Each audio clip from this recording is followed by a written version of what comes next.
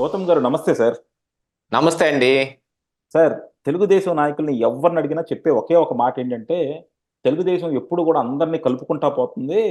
మేము అవును. 1982లో పార్టీ పెట్టినప్పుడు కూడా ఆ రోజు సంజయ్ గాంధీ వాళ్ళ వైఫ్ పోటీ చేసినప్పుడు ఆమెకేమి బలం లేకపోయినా సరే, మేము ఆ రోజు ఆమెకు 5 సీట్లు ఇచ్చాము. వాళ్ళని గెలిపించుకున్నాము. సో, తెలుగుదేశం హ్మ్. ఎప్పుడు కూడా అందరిని కలుపుకుంటా ముందుకు పోతుంది అంటారు. ఆ! కమ్యూనిస్టులకు బలం లేకపోయినా సరే మేము వాళ్ళని కలుపుకుంటా ముందుకెళ్ళాం అంటారు. సరే, అది ఒక విధంగా బానే ఉంది. కమ్యూనిస్టులంటే వాళ్ళు అణగారిన వర్గాల కోసం కష్టపడతారు కాబట్టి వాళ్ళకి అసలు మామూలు కమ్యూనిస్టులంటే పోరాట పటిమ ఏదైతే ఉందో మన భారతదేశంలో నేర్చుకోవలసింది. పోరాడితే పోయేదేమీ లేదు, బానిస సంకెళ్ళు తప్ప అని నేర్చుకోవాలి అని అంటే గనక కమ్యూనిస్టులను చూసే నేర్చుకోవాలి. కాకపోతే ఈ రాజకీయంలో వాళ్ళు మనలేకపోతున్నారు. వాళ్ళు మనుగడను కోల్పోతున్నారు. ఎగ్జాక్ట్‌లీ. సో, కాకపోతే అలాంటి పోరాట అలాంటి వాళ్ళకి పటిమని వాళ్ళ దగ్గర నేర్చుకోవాల్సిందే ఎవరైనా అలాంటి సరే. వాళ్ళకి చేయూతనిచ్చి, వాళ్ళకి గనక ఒక ఇద్దరు, ముగ్గురు ఎమ్మెల్యేలని గెలిపిచ్చి, వాళ్ళకి గూడా శాసనసభలో గనక మాట గళం ఇప్పే ఛాన్స్ ఇస్తే మాత్రం దాన్ని ప్రజలందరూ కూడా అప్రిషియేట్ చేస్తారు. కానీ అదొదిలేసి కానీ చంద్రబాబు గారు ఎప్పుడైతే గనక పార్టీని టేకప్ చేశారో, అప్పటినుంచి తెలుగుదేశంలో తెగువ తగ్గిపోయింది సార్. ఎన్టీఆర్ గారు ఉన్నప్పుడు ఏంటంటే, ఏదైనా సరే కొడితే కొడితాం, పోతే పోయాం. ఏదైనా సరే డెసిషన్ తీసేసుకునేవాళ్ళు, ధైర్యంగా ముందుకెళ్ళిపోయేవాళ్ళు. కానీ చంద్రబాబు గారు వచ్చిన కాడి నుంచి ప్రతిసారి ఆచి తూచి ఇప్పుడు మనం చూసాం 2009లో ఆయన కేసీఆర్ గారికి పాలు పోయడం వల్లే గదా! ఈరోజు కేసీఆర్ గారు ఇంత పెరిగింది. ఈరోజు వచ్చి తెలుగుదేశాన్నే పతనం చేయాలన్న తెలంగాణలో చూసింది. అదే తప్పు మళ్ళా చంద్రబాబు గారు ఇప్పుడు ఆంధ్రప్రదేశ్‌లో చేయట్లా? ఇప్పుడు 2014లో చూద్దాం. ఇప్పుడు కాదు పవన్ కళ్యాణ్ ఎప్పుడైతే 2009లో పీఆర్‌పీ పెట్టి దాని తర్వాత పార్టీ అమ్మేసుకున్నారో, అప్పటికి మెగా కుటుంబం మీద గాని, పవన్ కళ్యాణ్ మీద గాని, చిరంజీవి గారి మీద గాని కాపుల్లో గూడా గౌరవం తగ్గిపోయింది. ఎందుకంటే వాళ్ళు కాపు జాతంతా ఆళ్ళని నమ్ముకున్నారు. వాళ్ళ పొరువంతా తీసుకెళ్ళి కాంగ్రెస్ కాళ్ళ కింద పెట్టారని చెప్పి కాపు జాతంతా కూడా ఫీల్ అయింది. లేదంటే పీఆర్‌పీకి ఓటేసిన వాళ్ళందరూ ఫీల్ అయ్యారు. సో, ఈళ్ళ మీద మోరల్‌గా గూడా జనాల్లో హోప్స్ లేవన్నమాట. అలాంటి పవన్ కళ్యాణ్‌ని చంద్రబాబు గారు 2014లో పక్కన కూర్చోబెట్టుకొని లేనిపోని ఎలివేషన్ ఇచ్చారు. ఆ రోజు పవన్ కళ్యాణ్‌ని ఎవరు సార్ అసల? పవన్ కళ్యాణ్ బీజేపీ పొత్తు పెట్టుకొని ఇండిపెండెంట్‌గా పోటీ చేసినా, ఒక్క పర్సెంట్ సీట్లొచ్చాయి ఆ రోజు. అలాంటిది చంద్రబాబు గారు పక్కన పెట్టుకొని, ఆ తర్వాత మేమే మిమ్మల్ని గెలిపిచ్చాం అనే మాట అనిపించుకున్నారు. ఆయన సొంతగా గెలిచినా సరే. అప్పుడు పవన్ కళ్యాణ్ పోటీ కూడా చేయలా. అయినా సరే మేము మిమ్మల్ని గెలిపిచ్చాం అని చెప్పుకుంటారు. ఈరోజు నేను ఎవరినో చూస్తున్నాను జనసేన వాళ్ళని గూడా. మేము ఆ రోజు ఏసిన బెచ్చం తెలుగుదేశం విజయం అంటున్నారనమాట. అది 2014. 2019లో ఆయనెళ్లి విడిగా పోటీ చేశాడు. ఎన్ని సీట్లొచ్చినాయండి? ఆయన గూడా ఓడిపోయాడు. ఒక కనీసం ఒక్కటే వచ్చింది. నువ్వే గెలవలేనప్పుడు, నువ్వే గెలవలేనప్పుడు అసలు నువ్వు ఇంకో పార్టీని గెలిపిస్తావా? నీ స్థాయి ఏంటి? నీ తాహతేంటి తెలియాలి గదా! అది. మళ్ళా 2024 ఎలక్షన్స్ ఒస్తున్నాయి. ఈ 2024 ఎలక్షన్స్ అప్పుడు పవ అందరూ గూడా ఒకరోజుసారి మనం తప్పు చేశాం. ఒక్కసారి ఓటు ఏద్దాం అనుకోని జగన్మోహన్ రెడ్డి గారికేసాం. ఆంధ్రప్రదేశ్‌ని 100 సంవత్సరాలు వెనక్కి తీసుకెళ్ళిపోయాం అని అందరూ గూడా రిగ్రెట్ ఫీల్ అవుతున్నారు. సో, ఇలాంటప్పుడు మళ్ళా చంద్రబాబు గారికి ఓటేద్దామని ప్రజలంతా డిసైడ్ అయ్యారు. ప్రజలందరూ కూడా ముక్కమ్మడిగా డిసైడ్ అయిపోయారు. అలాంటప్పుడు మళ్ళా పవన్ కళ్యాణ్ గారిని తీసుకొచ్చి పిక్చర్‌లో పెట్టుకున్నారు. ఈరోజు పవన్ కళ్యాణ్ అవసరం తెలుగుదేశానికి ఏమన్నా ఉందా? ఎవరన్నా సరే పవన్ కళ్యాణ్ గారికున్న ఎక్స్‌పీరియన్స్‌కి గాని, పవన్ కళ్యాణ్ గారికున్న దేనిని చూసి పవన్ కళ్యాణ్‌కి ఓటేస్తారు? ఎవరు ఓటేసినా చంద్రబాబు గారికి చూసే ఓటేస్తారు. అలాంటప్పుడు మళ్ళా తెలుగుదేశం ఎందుకు అదే తప్పు చేస్తుంది? మళ్ళా పవన్ కళ్యాణ్ అనే బరువుని ఎందుకు తెలుగుదేశం మోస్తుంది? మళ్ళా 2009లో చేసిన తప్పుని మళ్ళా ఎందుకు చేస్తుంది? ఇది చంద్రబాబు గారు విజనరీ అనుకుంటారు కదా! ఇది నాన్ విజనరీ కాదు. పొలిటికల్ విజన్‌గా ఫెయిల్ అయ్యటం కాదు ఇది. అది యాక్చువల్‌గా విషనరీ మాటొచ్చేసి అభివృద్ధికి, దానికి వాడుకుంటే బావుంటుందండి. పొలిటికల్ విషనరీ అనేది అది వాళ్ళ సొంత విషయం. ఆ పార్టీ నిలబడాలో, పోవాలో ఎవడు చెబుతాడు? వాళ్ళు చేసుకునే నిర్ణయాలు బట్టి ఉంటుంది. కాకపోతే అనాలిసిస్ చేసుకునేటప్పుడు నిజంగా మీరిందాక అన్నట్టుగా తెలుగుదేశంలో తెగువ తగ్గిపోయింది. తెలుగుదేశం భయపడుతోంది అనంటానికి ఈ పవన్ కళ్యాణ్‌తో పొత్తొక్కటే తార్కాణం. జగన్మోహన్ రెడ్డిని ఎలా ఓడించాలి అనేది ఆలోచిస్తే వాళ్ళకి తెలుస్తుంది. దానికి తగ్గ ప్రతిఫలం కూడా లభించే అవకాశం ఉంటుంది. పథక రచన చేసుకోవాలి.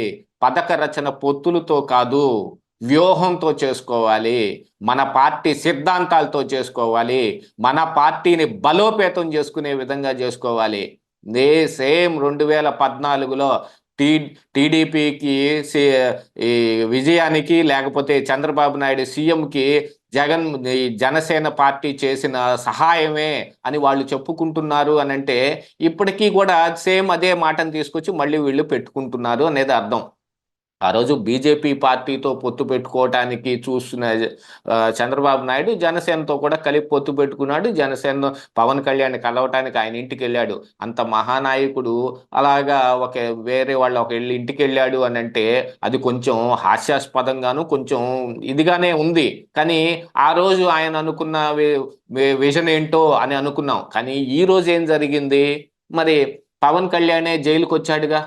చంద్రబాబు నాయుడు జైల్లో ఉంటే మరి లోపల ఏం మాట్లాడుకున్నారో బయటకు వచ్చి అసలు జైలు ముందు నుంచొని పొత్తులు అనౌన్స్ చేసుకుంటున్నారనంటే ఈ పార్టీలు అవకాశవాద పార్టీలు అని అనుకోవటానికి ఇంతకు మించిన తార్కాణం ఏముంటుంది? నిజంగా వాళ్ళకి అవకాశవాదం ఉందో లేదో, వాళ్ళు సీఎం సీటు పరమావధిగా పెట్టుకొని పనిచేస్తున్నారు అని అనలేకపోయినప్పటికీ కూడా అక్కడ అలాంటి పరిస్థితుల్లో పొత్తు అనౌన్స్ జరిగింది అని అంటే అది అవకాశవాదం లాగానే కనిపిస్తా ఉంది. మనకి ఎంత మంచి ఉద్దేశాలైనా ఉండొచ్చు, కానీ ఆ ఉద్దేశం బయట ప్రజలకి కనపడాలి. మన ఉద్దేశమే కనపడాలి. ఆ ఉద్దేశంలో మంచి ఉంది అనే విషయాన్ని ప్రజలు అర్థం చేసుకోవాలి. ఈ పవన్ కళ్యాణ్తో పొత్తు అనేది వాళ్ళకి ఎంత లాభిస్తుందో ఎంత నష్టం చేస్తుందో ఆలోచించుకుంటే తెలిసిపోద్ది. తెలియంది ఏది ఉండదు. ఇన్ని ఐవీఆర్ఎస్ సర్వేలు చేసుకున్నారు, నియోజకవర్గాలన్నింటిలోనూ సర్వేలు చేసుకున్నారు. ఈ రోజుకి నేను ఘంటాపదంగా చెప్పగలను, జగన్మోహన్ రెడ్డి 2019లో గెలిచి సీఎం అవగానే ఎంతమంది మంత్రులుగా చేసిన వాళ్ళు కానీ, టీడీపీ అధికారంలో ఉన్నప్పుడు మంత్రులుగా చేసిన వాళ్ళు కానీ, అవినీతి చేసిన వాళ్ళు కానీ, ఏ పార్టీ అవినీతికి అతీతం కాదు. ఇక్కడ మీరు ఒకసారి ఆ విషయం గుర్తుపెట్టుకోవాలి. అవినీతి చేసిన వాళ్ళు కానీ, లేకపోతే వ్యాపారస్తులు డబ్బుతో మాత్రమే రాజకీయం చేస్తామనే లాంటి పరిస్థితులన్నీ తీసుకొచ్చి పెట్టిన వ్యాపారస్తులు కానీ కిమ్మనకుండా నోరు మూసుకొని పారిపోయారు నియోజకవర్గాలు వదిలిపెట్టి. అది అంత ఎంతమంది ఉన్నారో టీడీపీ పార్టీ ఒకసారి లెక్కేసుకోవాలి. ఆత్మ విమర్శ చేసుకుంటే అసలైన దిశానిర్దేశం ఏంటని తెలుస్తుంది. అలాంటి నాయకుల్ని సైతం వదిలించుకోవాల్సింది పోయి ఈరోజు మళ్ళీ వాళ్ళకే టిక్కెట్లు ఇచ్చుకుంటూ వాళ్ళనే నియోజకవర్గాలు వదిలిపెట్టి పారిపోయిన వాళ్ళందరినీ తీసుకొచ్చి మళ్ళీ ప్రజల మధ్యకు తిప్పుకుంటూ వాళ్ళని మీరు పనిచేయండి అని వెనకుండి ముల్లుగర తీసుకొని ఎద్దుని పొడుస్తాడు చూడండి రైతు అరక దున్నేటప్పుడు. అలా పొడుస్తున్నా కూడా వాళ్ళు బయట కదలకుండా ఉన్నా తిరిగి వాళ్ళకే టిక్కెట్ ఇస్తున్నాడు అని అంటే దీంట్లో మరి టీడీపీ వ్యూహం ఏం కనిపిస్తున్నట్టు? చంద్రబాబు నాయుడిని అరెస్టు చేయగానే భయపడిపోయాడు చంద్రబాబు నాయుడు అని వైఎస్ఆర్ కాంగ్రెస్ పార్టీ వాళ్ళందరూ అభివర్ణిస్తున్నట్టుగా ఇప్పుడు కూడా అలాగనే తయారవ్వలేదు పరిస్థితి. వాళ్ళిద్దరిలో అంటే ఈ చంద్రబాబు నాయుడికి నారా లోకేష్కి ఈ అరెస్టు తోటి భయం కలిగింది అని అనుకున్న వస్తున్న ఆ పుకార్లన్నిటికీ ఆజ్యం పోసినట్టు అవ్వలేదు. ఇప్పుడు పవన్ కళ్యాణ్తో పొత్తు కూడా దాంట్లో ఆ భయంలో భాగంగానే కనిపిస్తా ఉంది అందరికీ. తెర వెనక ఏమైనా జరగచ్చు, తెర ముందుకు కనిపించేది ఏమిటి? ఒక సినిమా తీస్తారు, దాని మీద ఉండే హీరోనో హీరోయిన్నో పెర్ఫామ్ చేస్తున్న విలన్ని తిట్టుకుంటారు, హీరోని పొగుడుకుంటారు, హీరోయిన్ని ఆరాధిస్తారు, ఇవన్నీ జరుగుతాయి. తెర వెనక ఉన్న డైరెక్టర్ని ఎవరూ పట్టించుకున్నట్టుగా ఇప్పుడు తెర ముందుకు కనపడేదే కదా అందరికీ తెలిసేది. తెర ముందుకేం కనిపిస్తోంది? ఇదే కనిపిస్తోంది. చంద్రబాబు నాయుడు భయంతోనే పవన్ కళ్యాణ్తో పొత్తు పెట్టుకున్నాడు అనేదే కనిపిస్తా ఉంది. ఇలాంటి భయం కనిపిస్తుంది అని అంటే ఇక టీడీపీ పార్టీ మీద నమ్మకం ఏముంటుంది? ఏ స్టెప్ తీసుకున్నా, మీరు ఏ అడుగు ముందుకేసినా అందులో తెగువ కనపడాలి. ఒక నాయకుడిని మనం ఎలా కోరుకుంటామండి? ఒక ఉద్యమం జరుగుతోంది, దీనికి ఒక నాయకుడు వస్తాడు అని అంటే ప్రజలందరూ కలిసి ఈ పలానా వాడు నాయకుడు అని తీసుకొచ్చి నిలబెట్టుకోరు. వాళ్ళు నాయకుడిని ఎన్నుకుంటానికి కూడా వాళ్ళకి ఒక ప్రాసెస్ ఉంటుంది. ఆ ప్రాసెస్ ఇలానే ఉంటుందనేది చెప్పటానికి లేదు. కాకపోతే ఉద్యమంలో గట్టిగా గొంతెత్తి అరిసేవాడికి కానీ, వ్యూహాలు రచన చేసేవాడికి కానీ, నేనున్నాను మీకు అని ముందుకొచ్చే నాయకుడిని కానీ వీటన్నిటిని చూసి ఆ ఉద్యమానికి అతని నాయకుడిని చేస్తారు. అందులో తెగువ చాలా మోస్ట్ ఇంపార్టెంట్. ఆ తెగువ తగ్గిపోయింది ఈరోజు టీడీపీలో. చంద్రబాబు నాయుడు భయపడుతున్నాడు అని వస్తున్న పుకారికి ఇది ఆజ్యం పోసినట్టు అవుతుంది. వీటన్నిటిని గుర్తుంచుకోవాలి.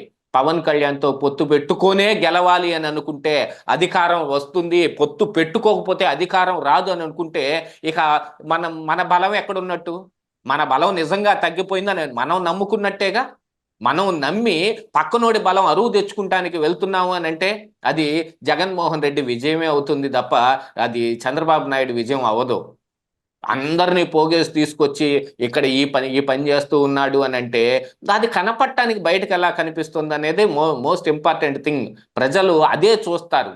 తెగు ఉన్న నాయకుడిని ఎంచుకోవాలి, విజనరీ ఉండొచ్చు, ఈ సంక్షేమం చెయ్యొచ్చు, అభివృద్ధి చెయ్యొచ్చు, ఇవన్నీ తరువాత మా నాయకుడు మంచి తెగు ఉన్న నాయకుడు, మా నాయకుడు మంచి గొప్ప నాయకుడు, మా నాయకుడు మమ్మల్ని అందరినీ చేతులు అడ్డం పెట్టి కాపాడతాడు అనే నమ్మకం ప్రజల్లో కలిగిన రోజున కదా వస్తాడు. మా నాయకులు వాళ్ళందరూ కలిసి వస్తారు, అందరూ కలిసి బలవంతుడైన జగన్మోహన్ రెడ్డి మీద పోరాడతారు అని ప్రజలు అనుకుంటారా? ఎవడైనా సరే సింగిల్గా పోరాడాలి అని అనుకుంటారు. పవన్ కళ్యాణ్ కూడా ఇదే గుర్తుపెట్టుకోవాలి. సేమ్ ఇదే పవన్ కళ్యాణ్ కూడా గుర్తుపెట్టుకోవాలి. వాళ్ళతో సీఎం సీటు సగం వేయండి, పొత్తులో మేమున్నాం, పొత్తు ధర్మం లేదా అని అంటే ఆ పొత్తు ధర్మం లేనప్పుడు వెంటనే తెంచుకో. పొత్తు వాళ్ళతో నీకెందుకు? నువ్వు పో, సొంతగా పో. ఆ తెగువ నీకు లేదా? పవన్ కళ్యాణ్ లో కూడా తెగువ లేదు, ఆ పార్టీని నడిపే వ్యూహం లేదు. ఇప్పుడు టీడీపీ కానీ జనసేన కానీ జగన్మోహన్ రెడ్డి ముందు ఒక ఎంత డౌన్ ప్లే చేస్తానే కనపడుతున్నాయి. ఎందుకనంటే జగన్కున్న తెగువ ఈ రోజుకి లేదు. జగన్కు ఆ తెగువ ఉంది కాబట్టి 4 లిస్టులు రిలీజ్ చేశాడు. 5వ లిస్టు కూడా వస్తా ఉంది. వచ్చేవాళ్ళు వస్తా ఉన్నారు, పోయేవాళ్ళు పోతా ఉన్నారు, రాజీనామాలు చేసేవాళ్ళు చేస్తా ఉన్నా తను అనుకున్న లక్ష్యాన్ని సాధించడం కోసం అదే పందాలో ముందుకెళ్తున్నాడు. ఈ రోజుకి ఇద్దరిని ప్రకటించిన టీడీపీ, ఇద్దరిని ప్రకటించిన జనసేన ఆ 2 కొట్టుకునే స్థాయికి వచ్చాయి. ఎన్నికలు ఇంకా 100 రోజులు కూడా లేవని చెప్పుకుంటూ ఇక వాళ్ళని లీడ్ చేసే నాయకుడు ఎవడో కూడా తెలియకపోతే ఇంకేం తెగు ఉన్నట్టు వాళ్ళకి? ఇలాంటి తెగువ లేని వాళ్ళందరినీ ప్రజలు ఎలా వెన్నుకుంటారు? ఒకసారి ప్రజలు కూడా ఆలోచించుకుంటారు కదా. ఈ విషయాన్ని గుర్తుపెట్టుకోవాలి. మన తెగువ ఏంటి చూపించాలి. ప్రజలకు చూపించిన రోజునే మనల్ని సింగిల్గానైనా సరే గెలిపిస్తారు. ఆ తెగువ ఎన్టీ రామారావు చూపించాడు.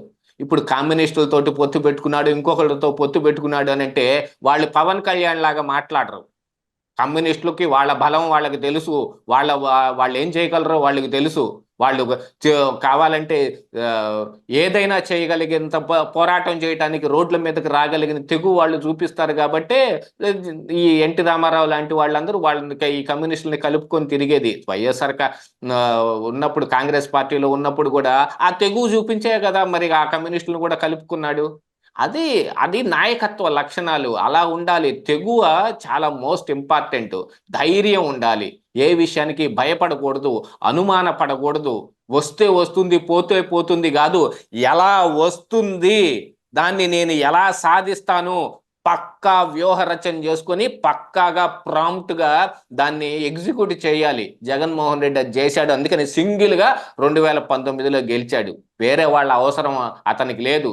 ఆ రోజు గవర్నర్ నరసింహన్ తోటి ఒక భేటీ జరిగింది అని పుకారు కూడా ఒకటి వచ్చింది. పవన్ కళ్యాణ్ ఈ జగన్మోహన్ రెడ్డిని కూర్చోబెట్టి పొత్తులు నాకు అవసరమే లేదు, నేను సింగిల్గానే పోటీ చేస్తానని జగన్మోహన్ రెడ్డి పాదయాత్రకి వెళ్ళిపోయి ఆయన అక్కడి నుంచి అది సాధించేశాడు.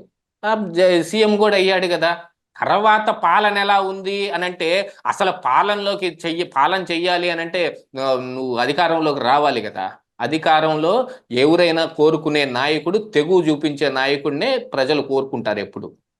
డెఫినెట్గా. ఎందుకంటే మనం ప్రతిసారి కూడా నాయకత్వంలో చూసేది అదే.